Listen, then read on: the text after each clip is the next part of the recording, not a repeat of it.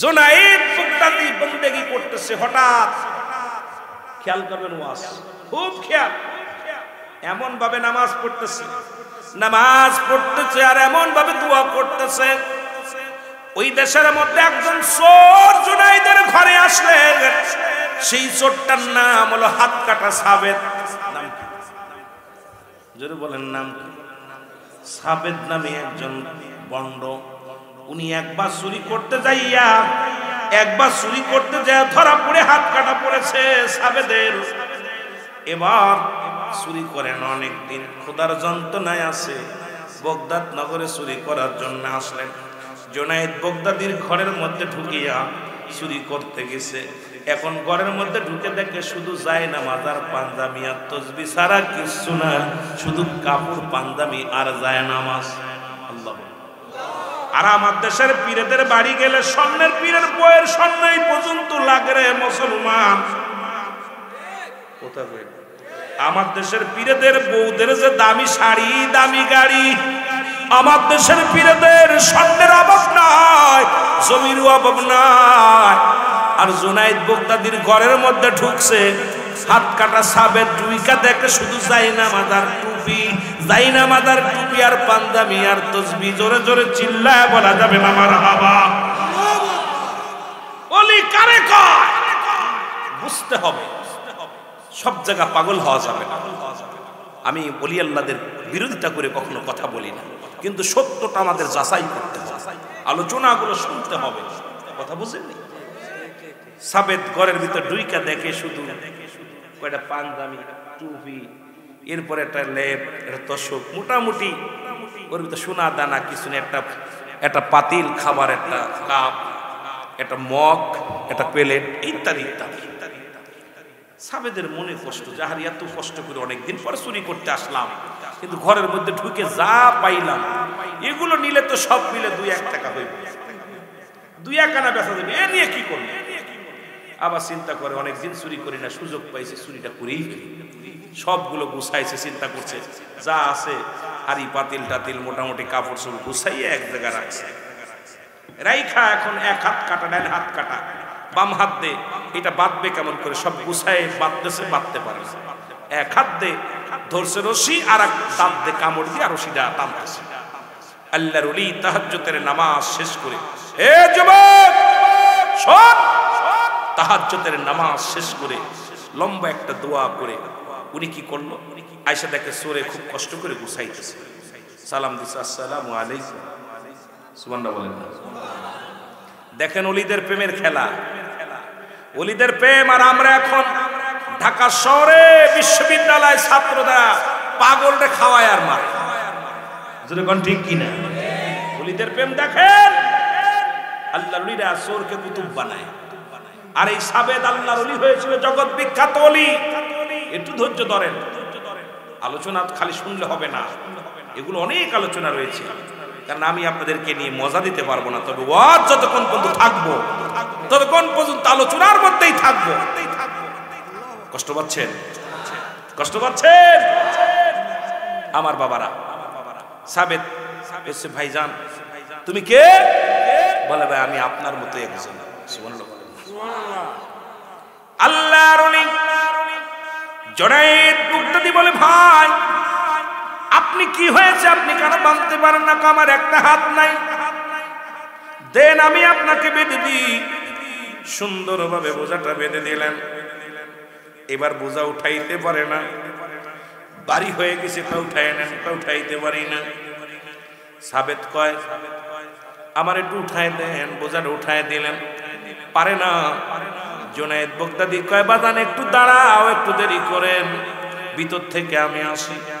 উনি প্রতিদিন 1 গ্লাস দুধ খেয়ে রোজা রাখতেন, আর একটা খুরমা খেয়ে রোজা ভাঙতেন। এই হলো খাবার ছিল 24 ঘন্টায়। আর একটু জোরে বলেন। এবার উনি দুধটা গরম করলেন, ভিতরে যায় আগুন জ্বালায় দুধটা গরম করলেন, গরম করে পাতিলে বলে, ভাই এই নাও, খেয়ে নাও, তোমার গায়ে ভালো হবে। বলে, বাইরে আপনি মনে হয় বাড়ির মালিক। বলে, কি বলেন, আমি বাড়ির মালিক, আপনার মতো একজন। আল্লাহু আকবার বলেন না।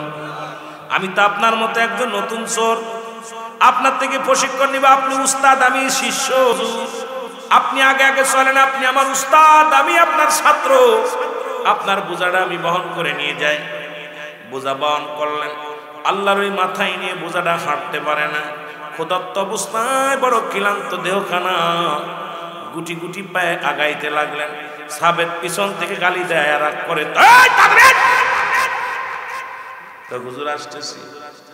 এরপরে দুই একটা থাপড় মেরে দিলেন, থাপ্পড় খেয়ে আল্লাহর ওলি চোখ দিয়ে পানি ছেড়ে দেয়, দর করে পানি ছেড়ে দিয়ে কাঁদতে লাগলেন। এবার একটা বুঝছো ব্রিজে আসলেন, এই ব্রিজটা উঠতে পারলেন না। আল্লাহর ওলি জুনায়েদ বাগদাদী বোঝাটা নিয়ে জমিনের মধ্যে পড়ে গেলেন। সাবেদ এসে আল্লাহর ওলির গায়ের মধ্যে দুই তিনটা লাথি মেরে দিলেন। লাথি খেয়ে আল্লাহর ওলি কান্দে, কোনো জবাব দেয় না। সাবেদ বলে, তুমি এত মানলাম, তুমি গালির উত্তর দাও না, মার খাও, তুমি উত্তর দাও না। বলে, হুজুর আমারই তো অপরাধ, কারণ আপনাকে আমি সাহায্য করতে পারছি না। আমি বোঝাটা কেন আমি পারছি না, এর জন্য অপরাধ তো আমার। আপনি আমাকে গালি দিছেন, মনে কষ্ট নাই, আপনি আমাকে মারছেন, আমার মনে কষ্ট নাই। এবার বোঝাটা কষ্ট করে নিয়ে গেলেন, বাড়িতে নিয়ে হুজুর নামায়া দিলেন, নামায়া রাখলেন। নামায়া এবার আমি চাই বিদায় হয়ে যায়। যাও, কিছু বাগনি বানিয়ে যাওয়ার আগে তুমি তো যেহেতু আমার বোঝাটা টানছো, সারা পথ তোমার গালি দিলাম, তোমার গায়ের মধ্যে হাত লাগাইলাম, এমনকি তোমাকে লাথিও মারলাম, তুমি প্রতিবাদ করলে না, তুমি আমার ছাত্র বিলে প্রতিবাদ করলে না। তবে যাবার আগে একটা যাই নামাজ নিয়ে যাও, ভাগ দিই তোমারে। আল্লাহ জুনাইদ বাগদাদী বলে, হুজুর ও ভাই, আমার যাই নামাজ লাগবো না রে, আমি আপনার কাছে কোনো কিছু ভাগ নেওয়ার জন্য আসি নাই, কোনো কিছু নেওয়ার জন্য আসি নাই। আপনার সঙ্গে দেখা হলো, আপনার গায়ে বল নাই, আমি আপনার খবর নিতে পারি নাই, ঠিক মতো আপনার আপ্যায়ন করতে পারি নাই।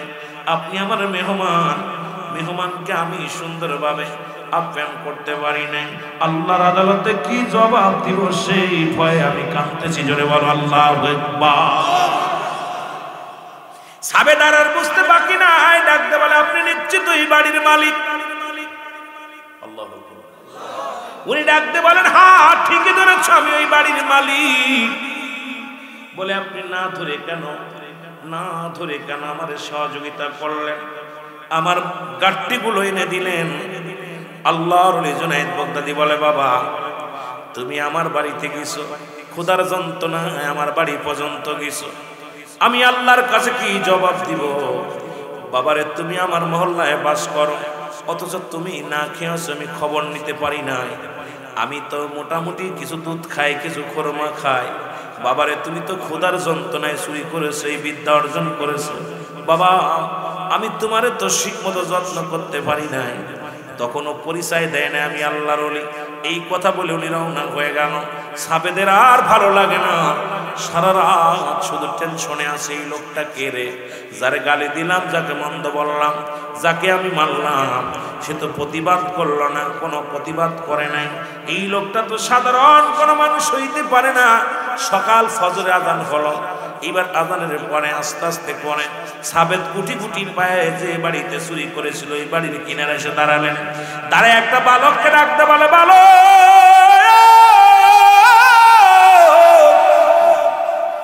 এই বাড়িটা কার রে, এই বাড়ির মালিক রে তোমরা চেনোনি?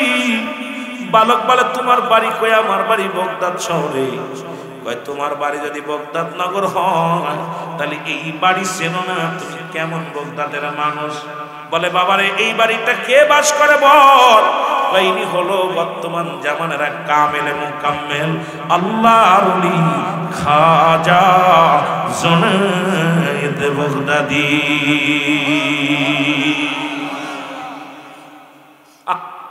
আপনি হুজুরে চেনেন না? এটাই অমুক হুজুর। সাবেদ একটা দরিজা তাকে আল্লাহর ওলি বসে বসে চোখের পানি ছেড়ে কান্দে, রব্বে কারীম, এই দুনিয়ার মহিয়ান গরিয়ান সর্বশক্তিমান মাবুদ, আমি আপনি সহায়, আমি অসহায়, আমি দুর্বল, তুমি সবল। আল্লাহ তুমি দুর্বলের পরে আসান করো আল্লাহ, অসহায় মানুষের সাহায্য করো আল্লাহ। চোখের পানি ছেড়ে কাঁদতেছিলেন, সাবে দেশে দৌড়ে এসে হুজুরের পায়ের মধ্যে পড়ে গেলেন, ডাকতে বলে আল্লাহর ওলি রে, আমি চিনতে পারি না রে, আমি আপনার সঙ্গে দুর্ব্যবহার করেছি, আপনার গায়ে পা লাগাইছি, আপনার গায়ে হাত লাগাইছি, একবারও আপনি প্রতিবাদ করেন না, আমি ক্ষমা চাই। আল্লাহর ডাকতে বলে বাজান রে, অপরাধ তো তুমি করো না, অপরাধ আমি করেছি, কারণ তুমি ক্ষুধা লাগছে, তুমি কষ্টে আছো বলে আমার ঘর পর্যন্ত আসছো। আমার তো খবর নেওয়ার দরকার ছিল তোমার বাড়ি, কিন্তু আমি নিতে পারি নাই রে বাজান, এই জন্য তো দায়ী আমি। এই জন্য রব্বি কারিমের কাছে ক্ষমা চাই, আমি অসহায়, আমার আল্লাহ সহায়, আমি দুর্বল, আল্লাহ সবল। আল্লাহর কাছে পরিত্রাণ করি আল্লাহ, সেই জন্য আমারে ক্ষমা করে দেয়। সাবেত কদমের মধ্যে পড়ে কান্দে, আল্লাহর ওলি গো,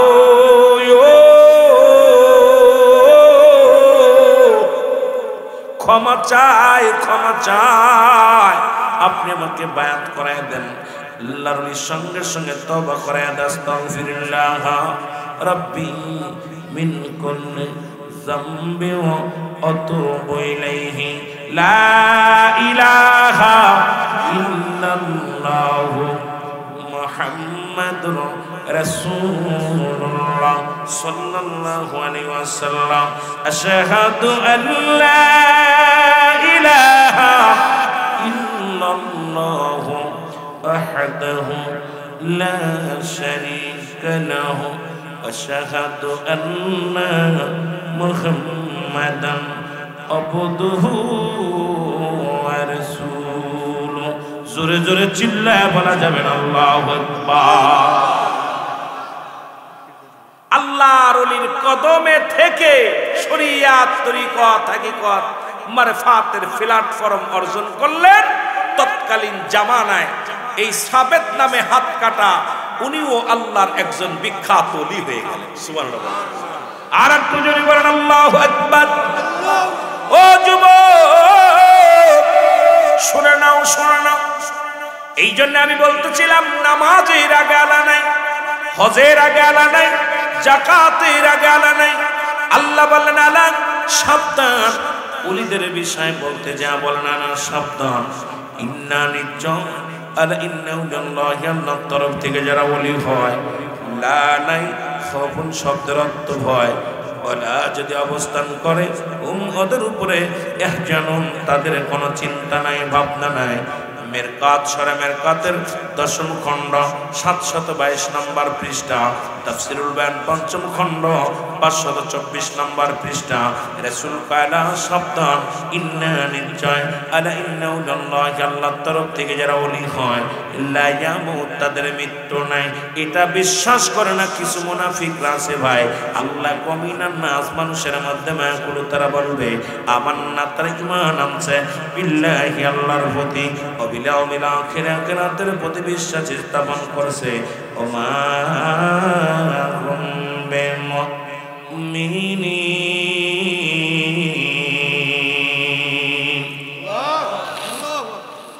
এই মুনাফিকরা, গভীর মনোযোগ, আমার ভাইরা, আমার বন্ধুরা, আমার আল্লাহর গোলামেরা, শোনো।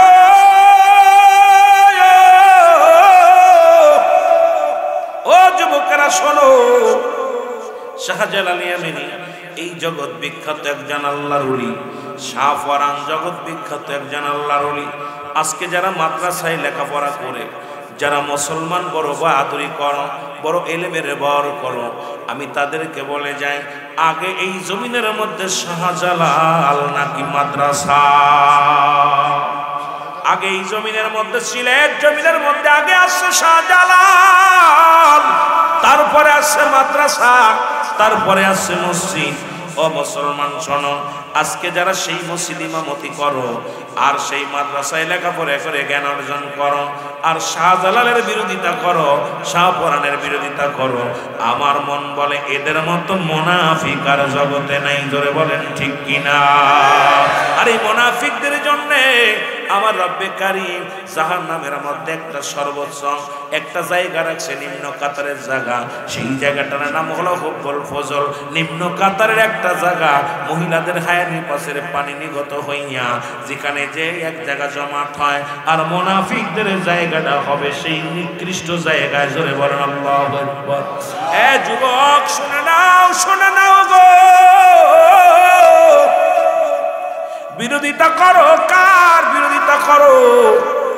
মুসলমান একটু অন্তর কেন কাঁদে না রে? একানো অন্তরের ভিতরে দাগ লাগে না? আজকে শাহজালালের সৈনিকেরা শুনে নাও, শাহপরানের সৈনিকেরা শুনে নাও, শাহ মকদুবের সৈনিকেরা শুনে নাও, শাহজালালের সৈনিকেরা শুনে নাও, খাজা ফরিদপুরের সৈনিকেরা শুনে নাও, এনায়তপুরের সৈনিকেরা শুনে নাও। কত 360 জন আউলিয়া নিয়ে যখন সুরমা নদীর কিনারে আসলো গো, ও যুবক, গোরগোবিন্দ ছিল শত্রু, এখনো শত্রু মুসলমান। অমুসলিম কোনদিন তোমার বন্ধু হতে পারে না। লেখে নাও, খাতা কলমে লেখে নাও, জীবনেও তোমার বন্ধু হতে পারে না। আজকে তোমরা মন্দির পাহারা দাও, মাজার ভেঙে গুড়িয়ে দাও, মনে রেখো, মনে রেখো, মনে রেখো, আল্লাহর ওলিদের মাজার ভাঙছো কিন্তু ওলিরে ভাঙতে পারো নাই। যদি বলেন ঠিক কিনা? বাবারা গভীর মনোযোগ শোনো, আমিও ভণ্ড পীরের পক্ষে নয়, আমিও গান বাজনার পক্ষে নয়, আমিও মাজার পূজারীর পক্ষে নয়। তবে তুমি একজনের জন্যে তুমি কাকে হক্কানি ওলি আল্লাহদের বিরোধিতা করো, কামেলে মুকাম্মিলের বিরোধিতা করো। শুনে রাখো, শুনে রাখো, এই জমিনে যখন ইসলাম ছিল না, জমিনে যখন কালেমা ছিল না, আযান ছিল না, এই জমিনে যারা ইসলাম আনছে তোমার মুসলমান বানালো, তাদের বিরোধিতা তোমরা করো না। জোরে বলেন ঠিক কিনা? ও যুবক, তালের কাণ্ডে লাগে শোনো গো, শাহজালাল ইয়ামানি 360 জন আউলিয়া নিয়ে যখন সুরমা নদীর কিনারায় আসলেন, গোরগোবিন্দ ঘোষণা করে দিল, এই জমিনের মধ্যে লঞ্চ বন্ধ, দাড়িওয়ালা টুপিওয়ালা দেখলেই তাদের হত্যা করবা। আজকে ভালো করে শুনে নে মৌলবীরা, যারা ওলি আল্লাহদের বিরোধিতা করিস, একদিন টুপি মাথায় দেয়া নিষিদ্ধ ছিল, একদিন দাড়ি রাখা নিষিদ্ধ ছিল, পাঞ্জাবি গায়ে দেয়া নিষিদ্ধ ছিল। গোরগোবিন্দ ঘোষণা করে দিল, যদি কোনো দাড়িওয়ালা টুপিওয়ালা দেখো তাদের হত্যা করবা, এমনকি তাদের কোনো গাড়িতে উঠাইবা না, এমনকি তাদের কোনো নৌকায় উঠাবা না, কারণ তারা যেন চিরেটের জমিনে আসতে না পারে, তারা যেন এই জমিনটার মধ্যে আসতে না পারে। ঠিকই রব্বে কারীম আল্লাহ রাব্বুল আলামিন শাহজালাল ইয়ামানকে নিয়ে সুরমা নদীর কিনারে আসলেন। আসিয়া দেখে নৌকা বন্ধ, আসিয়া দেখে পথের গাড়ি ঘোড়া বন্ধ। শাহজালাল ইয়ামানি বসে রইলেন নদীর কিনারায়। সাথী সঙ্গীরা বলে, ও শাহজালাল, এখানে বসে আসো, সন্ধ্যা গণিয়ে আসছে, যেতে হবে আমাদের গন্তব্যস্থানে। শাহজালালকে একটু ধৈর্য ধরো, দেখি নদীর ভিতরে কোনো নৌকা পাওয়া যায় কিনা। ওরে মুসলমান, কোনো নৌকা নাই, মাঝি নাই। শাহজালাল ইয়ামানি 2 রাকাত নামাজ পড়লেন, সঙ্গীদের বললেন, তোমরা সঙ্গীরা শোনো, তোমরাও নামাজ পড়ো, কারণ আল্লাহর ওলিরা যখনই কোনো বিপদের মধ্যে পড়ে যেত নামাজে দাঁড়ায় যেত। আজকে সেই সমস্ত পীরের মুরিদরা যারা নামাজ পড়ে না, আমি কই ভণ্ড, ভণ্ড, ভণ্ড। যে দরবারে নামাজ নাই সে দরবার ভণ্ড, যে দরবারে শরীয়তের বিধান নাই সেই দরবার ভণ্ড, যে দরবার নারী পুরুষ একত্রিত মিলামিশা করে সেই দরবার ভণ্ড, যে দরবারে মুসলমান শরীয়তের করে খিলাফ সেটা ভণ্ড, যে দরবারে দুনিয়ার মধ্যে দুনিয়ার মুখাফেকিরা ভণ্ড। কারণ কোন কামেলে মুকাম্মেল দুনিয়া মুখাফেকি হতে পারে না, এরা আল্লাহর মুখাফেকি হয়। আর আল্লাহর মুখাফেকি যারা এই দুনিয়ার মধ্যে, তারাই কামেলে মুকাম্মেল। জোরে জোরে চিল্লায় বলা যাবে না ঠিক কিনা?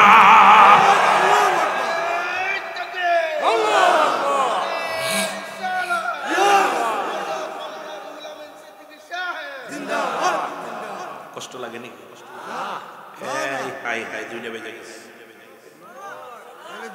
2টা বাজছে, আর সময় বেশি দিব না। কষ্ট হচ্ছে? জিকিরের ভিতর পাইছেন কি? যে জিকিরগুলো করেন এই জিকির করে জিকির করতে করতে জিকির কাশফ করলে জিকির বিশাল হাকিকত আছে। আপনারা যে জিকির করেন এই জিকির নিয়ে আরো সুন্নিয়াতের কলঙ্ক করতেছে। জিকির দুই ভাগে বিভক্ত, একটা জাহেরি একটা বাতিনি। জাহেরি জিকির স্পষ্ট জিকির আল্লাহ আল্লাহ আল্লাহ, বাতিনি জিকির দুই ভাগে বিভক্ত, একটা ঠোঁট বন্ধ জিহ্বা চালু, আর একটা জিহ্বাও বন্ধ ঠোঁটও বন্ধ। মানব দেহের বাম দুধের নিচে একটা হাড়, হাড়ের নিচে একটা গোস্ত, আরবিতে বলে কলব, ইংলিশে বলে হার্ট। এটা তাদের পবিত্র, সমস্ত দেহরাজ্য পবিত্র। জোরে বলেন সুবহানাল্লাহ। আরবিতে বলে কলব, সুবহানাল্লাহ বলেন না। এই জিকির চার ভাগে বিভক্ত। এক নাম্বার জিকির তিরমিজি শরীফের প্রথম দ্বিতীয় খণ্ড 175 নাম্বার পৃষ্ঠা। এতদিন জিকির করেছেন আল্লাহ আল্লাহ জিকির নয়, এই জিকিরটার নাম হলো ইসমে জাতের জিকির, আল্লাহ আল্লাহ আল্লাহ।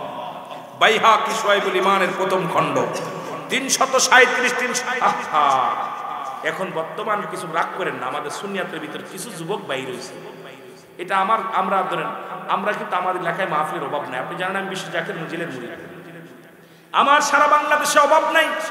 কিন্তু অত্র এলাকায় ঢোকার পিছনে একটা হাকিকত ছিল, সেটা হলো যে আমি চাই গোটা পৃথিবীর মধ্যে, কারণ রাসূল বলছে আমি দেখতেছি অচিরেই পূর্ব অঞ্চল থেকে একদল আশেক বাইর হবে, তাদের জবানে থাকবে নারায়ে রিসালাত ইয়া রাসূলুল্লাহ, নারায়ে তাকবীর, আল্লাহু আকবার। এই ধ্বনি দিতে দিতে আমি নবীর রওজা পর্যন্ত আগমন করব। সুবহানাল্লাহ বলেন। আমি হিসাব করে দেখছি পূর্ব অঞ্চল বুঝলে বাংলাদেশের পরে আর কোনো মুসলিম কান্ট্রি নাই। আমার মেমোরিতে যেটা ধরছে, বাংলাদেশের পরে আর কোনো মুসলিম কান্ট্রি নাই। সেদিক থেকে আমরা পূর্ব অঞ্চল আপনাদের অঞ্চলকে বুঝাই, সিলেট অঞ্চল, চট্টগ্রাম, এদিকে এই অঞ্চলটা আমরা বুঝাই। এক কথায় চট্টগ্রাম এবং সিলেট বিভাগকে আমরা বুঝাই। এই বিভাগের মানুষ যেমন নারায়ে রিসালাতের পাগল, এই রকম সারা বাংলাদেশে আর কোনো বিভাগে এমন পাগল নাই। সুবহানাল্লাহ বলেন না। আমরাও চাই এখান থেকে কাফেলা করে আমরা এক কাতারে রাসূলুল্লাহর রওজা পর্যন্ত যাই। জোরে বলেন সুবহানাল্লাহ। আর একটু জোরে বলেন না, আর একটু জোরে যেতে চান না। কিন্তু একদল আলেম বাইর হয়েছে, নবীজি বলছে, এক সাহাবী এসে বলে ইয়া রাসূলুল্লাহ ইয়া হাবিবাল্লাহ, আমি খুব আশ্চর্য হয়ে গেছি, নবীজি কথা বলে না। কি হয়েছে বলো? বলে হুজুর একটা পাখির গায়ে দেখলাম লেখা আছে লা ইলাহা ইল্লাল্লাহু মুহাম্মাদুর রাসূলুল্লাহ সাল্লাল্লাহু আলাইহি ওয়াসাল্লাম। নবীজি বললেন, নবীজি কথা বলেন, আবার বলেন ইয়া রাসূলুল্লাহ এটা, ইয়া রাসূলুল্লাহ এটা। নবীজি বললেন তার পরের অংশ বলেন, তার পরের অংশ বলেন। উনি বললেন ইয়া রাসূলুল্লাহ পাখিটার গায়ে কালেমা লেখা আছে, কিন্তু মুখ দিয়ে ময়লা খাচ্ছে। মুখ দিয়ে কি খাচ্ছে? কথা বলেন কি খাচ্ছে? ময়লা খাচ্ছে। নবীজি ওয়াসারেই কাঁদতে লাগলেন। নবীজি বলেন সাহাবীরা রে, অচিরেই একদল আলেম বাইর হবে, তাদের ভিতরে কোরআন থাকবে, জিনা ব্যভিচার করবে। আমার দেশের মানুষ জিনা করলে ফুলের মালা পাওয়া যায়, আমার দেশে মানুষ হত্যা করলে মানুষে মানুষে দুই ভাই মারামারি করতে শহীদের দরজা দিয়ে দিয়েছে। কারণ ওই যে নবীজি বলে গেছেন, এই জন্য নবীজি তিন দিক ফিরে দোয়া করছে, মক্কার দিকে ফিরে, মদিনার দিকে ফিরে, ইয়ামেনের দিকে ফিরে। নবী নজবাসীদের দিকে ফিরে দোয়া করে নাই। নবীজিকে বললেন ইয়া রাসূলুল্লাহ আপনি তিন দিক ফিরে দোয়া করলেন, নজবাসীদের দিকে দোয়া করলেন। নবীজি বলছে আমি দেখলাম অচিরেই নজবাসীদের মধ্যে শয়তানের শিং বাইর হবে। কিসের শিং? কত বলেন কিসের শিং? এই জন্য আমি সুন্নিয়াতের যত আলেম আছে অনুরোধ করব, ওদের দাঁত ভাঙা জবাব দিতে হলে কোরআন হাদিসের বিকল্প নাই। ওই সমস্ত ভণ্ডামি বাদ দিয়া, এইরকম বাহানা বাদ দিয়া আমাদেরকে ময়দানে নামতে হবে। এমন ভাবে জয় শহীদ হতে হবে, না হয় গাজী হতে হবে। কারণ শাহাদাতের পেয়ালা হাতে নিয়ে ময়দানে নামতে হবে। রাসূলের দাওয়াত, রাসূলুল্লাহর সত্য ইসলামের দাওয়াত দিতে হলে এই রকম ভণ্ডামি করে নয়, সত্যের জবাব দিয়ে দিতে হবে। জোরে বলেন ঠিক কিনা? আরো জোরে বলেন ঠিক কিনা? বড় কষ্ট হয় মাঝে মাঝে।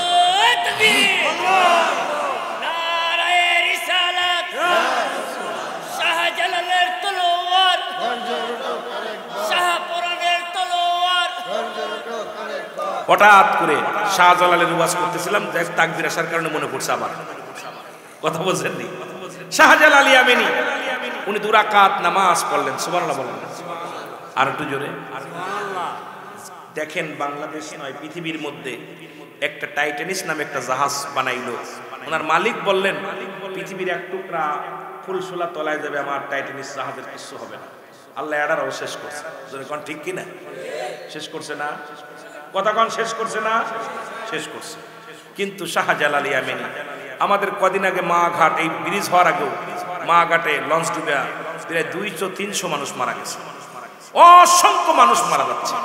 কিন্তু শাহজালাল ইয়ামানি যাই নামাজটা নদীর ভিতর ছেড়ে দিলেন, আল্লাহ আমিও তোমার তুমিও আমার, সুবহানাল্লাহ বলেন।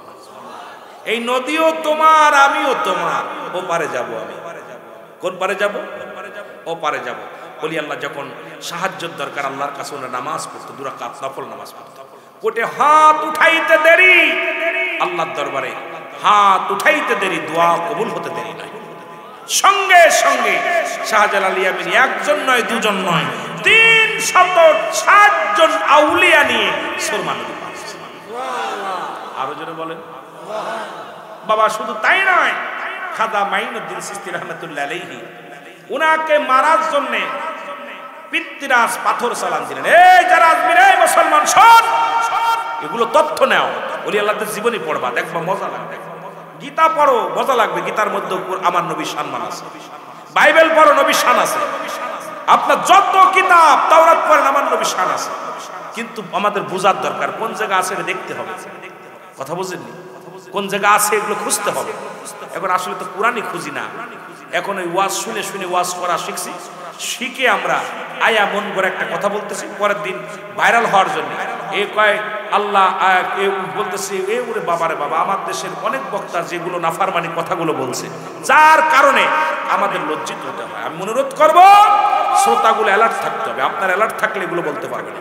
যদি শ্রোতা যদি অ্যালার্ট থাকে, শ্রোতা শুধু সুর শুনি আর চিন্তা করি কোন বক্তা কত ভাবভঙ্গিতে কথা বলতে পারে। আপনার অ্যালার্ট যদি থাকে, এই বক্তা খবরদার, খবরদার বলা সম্ভব না। আমার বাবার, আমার নবীজির আব্বা মুসলমান ছিল না, নবীর বাপ জান্নাতে যাবে না, কত কথা বলে ভাইরাল হওয়ার জন্য। আমার দেশের কত বক্তা এমন এমন কথা বলে ভাইরাল হওয়ার জন্য।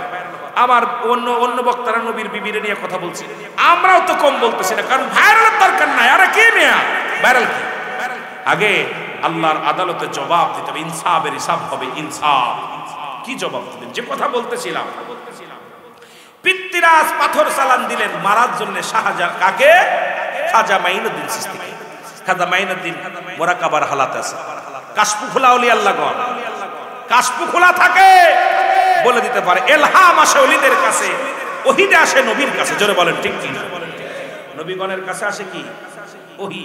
আর ইলহাম আসে ওলিদের কাছে। সুবহানাল্লাহ বলেন। আর কাশফুনা খোলা থাকলে আবার ভণ্ডও কিছু ওলি হয়। ভালো করে শোনেন, ভণ্ডদেরও কিছু কেরামতি আছে। দেখবেন বাতাসের উপর উড়ে যাচ্ছে, পানির উপরে ভেসে যাচ্ছে, নামাজ তারা পড়ে না, শরীয়তের বিধান মানে না, মনে করেন ওরা ভণ্ড, ওরা জাদুবিদ্যা শিখছে। এই জাদুবিদ্যা শিখে মানুষকে, এইরা কুফরি করে মানুষকে চোখে ধুলা দিয়ে অসংখ্য মানুষকে তারা তাদের দলভুক্ত করে নিচ্ছে। এই জন্য সাবধান। দেখবেন যার ভিতরে 9টা একদম কামেল পীর সিনার পিছনে 9টা গুণাগুণ আছে। এই 9টা গুণের একটা গুণ এদিক ওদিক গেলে আর তাকে পীর ভাবা যাবে না।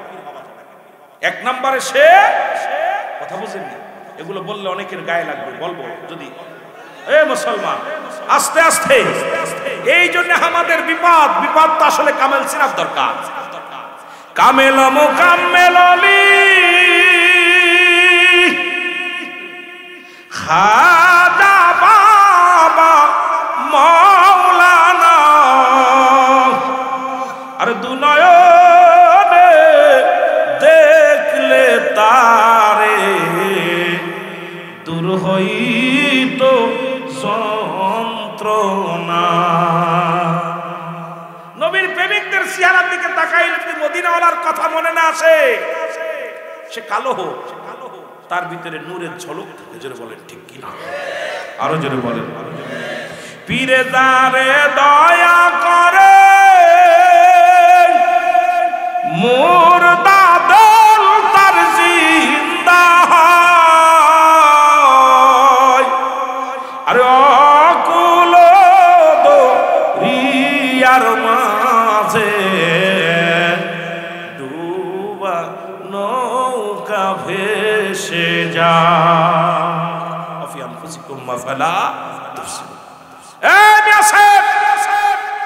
মসজিদ আল্লাহ থাকে, মন্দিরে আল্লাহ থাকে না, আল্লাহ থাকে মুমিনের থাকে। যেটা বলে ঠিক ঘোষণা কার?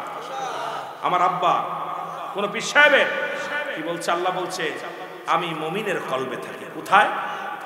মুমিন এখন মুসলমানের কলবে না মুমিন হওয়া লাগবে। আর মুমিন কখনো নামাজ ছাড়তে পারে না, মুমিন কোনোদিন ঘুষ খাইতে পারে না, মুমিন কোনোদিন গাঁজা খেতে পারে না, মুমিন কোনোদিন বিড়ি খেতে পারে না। আমার দেশে অসংখ্য পীর আছে বিড়িটা, কথা কন ঠিক কিনা? আছে না? আছে না? আমি নাম বলবো না কারণ গিবত করতে চাই। অসংখ্য মুরিদ আছে এত অনেক জর্দা খায়, পান খায়, বিড়ির বিরুদ্ধে ওয়াজ করে। কিসের বিরুদ্ধে? কথা কয় না কেন? আরে নিজেই তো পান খাচ্ছে জর্দা দিয়া তো অনেক, কথা কন না কেন? সে যদি বিড়ির বিরুদ্ধে ওয়াজ করে মানা? আপনার নবী কি পান খাইতো? কথা কন না কেন? আপনার নবী কি পান খাতো? আপনি এগুলো পাইছেন? জর্দা খাতো? কথা কয় না কেন? তো এইগুলো আমি মুসলমান যদি সুন্নি জনতা যদি আমরা এড়ে না চলে, আহা পীরে আবার বিড়ি সিগারেটও হাদিয়া নেয়। এই কয়দিন আগে এক পীরের সাথে ওয়াজ করছি, দেখি গোল্ড ডিপ সিগারেট, ব্যানসন সিগারেট হুজুরের নজর না দিচ্ছে, মুরিদরা এনে দিচ্ছে। আমি দেখলাম হুজুর এটা কি? বাজান তুমি যাও ওই জায়গা বসো। আমি বসলাম, কিন্তু এটা কি? আল্লাহর দরবার কি জবাব দেবে? কি জবাব দেবে? তুই পীরের সিগারেট, ব্যানসন সিগারেট কিনেছিস। এই জন্য আমিও বলছি, কবরেতে আগুন পাবি, বিড়ি পাবি না। খারে জম্মের খাওয়া যত খাবি খা, কবরেতে আগুন পাবি, বিড়ি পাবি না। বলো কবরেতে আগুন পাবি। ফেরেশতারা খায় না ঘুষ, থাকিবে না তোর যে হুশ। গুদ মারিবে ধরে, গর্জন মারিবে ধরে, রক্ষা পাবি না। কবরেতে আগুন পাবি, বিড়ি পাবি না। তোর কোন ঠিক কিনা?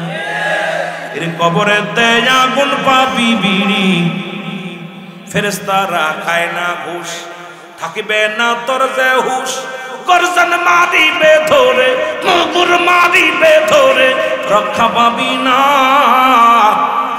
কবরেতে আগুন পাবি, বিড়ি পাবি না। তোর কোন ঠিক কিনা? আরে হিন্দুরা মরে গেলে 7 গুল্লি দিয়া দেয় আগুন, আর আমার দেশে পীরের লাগে ব্যানসন সিগারেট, তা মুরিদের কি অবস্থা হবে? কথা কয় না? কথা কয় না? পীরে যদি ব্যানসন খায়, পীরে যদি গাঁজা খায়, মুরিদরে বাঁচাবো কেমনে? যারা বলেন ঠিক কিনা?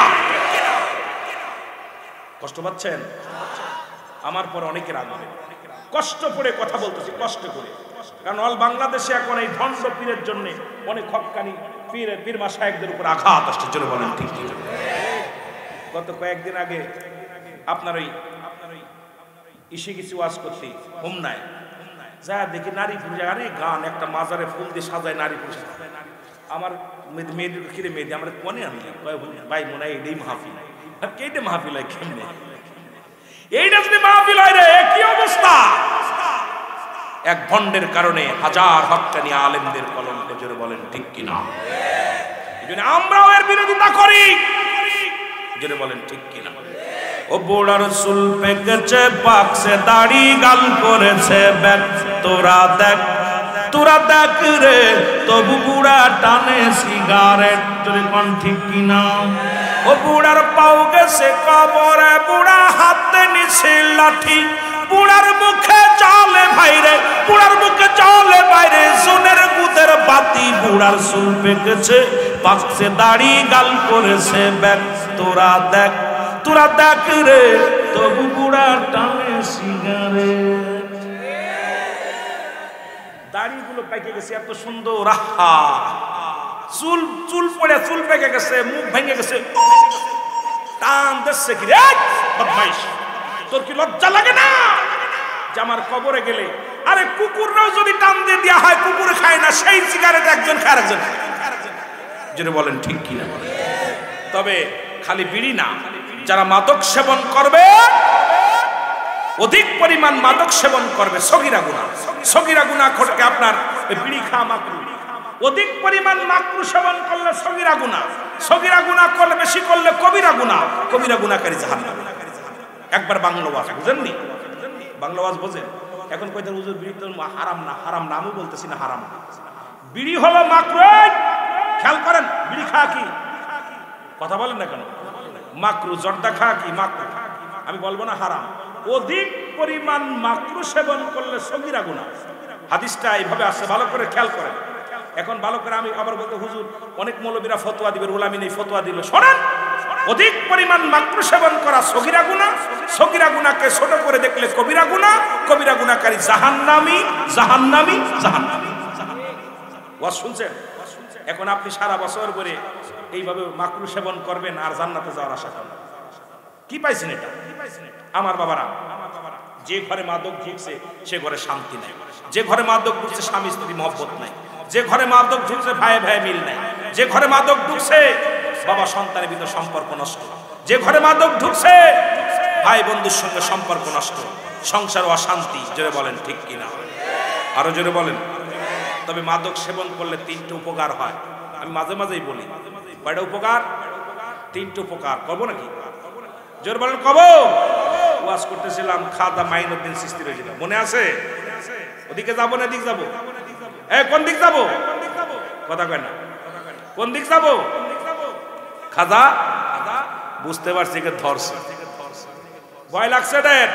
তবে আব্বা একটা কথা বলি, আব্বারে ছেড়ে দে, অনুরোধ করবো, তোরা রাসূলের উম্মাত, ছেড়ে দে সব, মাদক থেকে ফিরে আয়, জাতিকে বাঁচা, সমাজকে বাঁচা। আজকে মাদক প্রতিটা ফ্যামিলির ভিতর ঢুকার কারণে আমার জাতি, আমার সমাজ শেষ। জোরে বলেন ঠিক কিনা? আমি